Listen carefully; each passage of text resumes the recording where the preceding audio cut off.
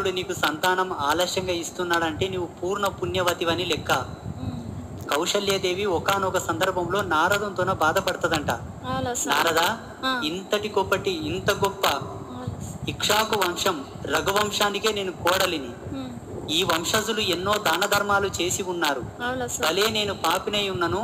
ఈ వంశంలో అడుగిడిన తర్వాత ఈ వంశం యొక్క ప్రతిష్ట, ఈ యొక్క ధర్మం నాకును ఆవరణం చెందుతుంది కదా, ఎందుకు నాకు పిల్లడు పుట్టట్లేదని నారదుని అడుగుతున్నామే. అప్పుడు నారదుడు చెప్తాడు, అమ్మా, పెళ్ళైన ఉత్తర క్షణమే సంతానం అయిపోతుంటే అది మన కళకు సంబంధించిన సంతానం. కాకపోతే పెళ్ళవగానే సంతానం అయిపోతే మన తేజస్సుతో, మన ధర్మంతో, మన యొక్క కళాకర్షణ శక్తితోనే పిల్లలు పుడతారు. ఇన్నాళ్ళు నీకు పిల్లలు పుట్టట్లేదనే కారణం చేత ఎన్ని నోములు నోసావు, ఎన్ని పూజలు చేశావు, ఎన్ని వ్రతాలు చేశావు, ఎంతమంది సాధువుల యొక్క పాదాలు గడియావు, ఎంతమందితోటి వేదాశీర్వాదం తీసుకున్నావు, ఎన్ని దేవాలయాల దర్శనాలు చేసుకున్నావు, ఎన్ని పుణ్యతీర్థాలు సేవించావు. ఇంతటి మహిమ చేత పుట్టినటువంటి బిడ్డ ఎంత గొప్పవాడై పుడతాడు.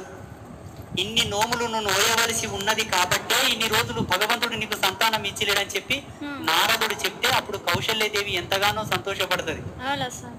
ఈ మాట అన్న తర్వాత నారదుడు అంటాడు,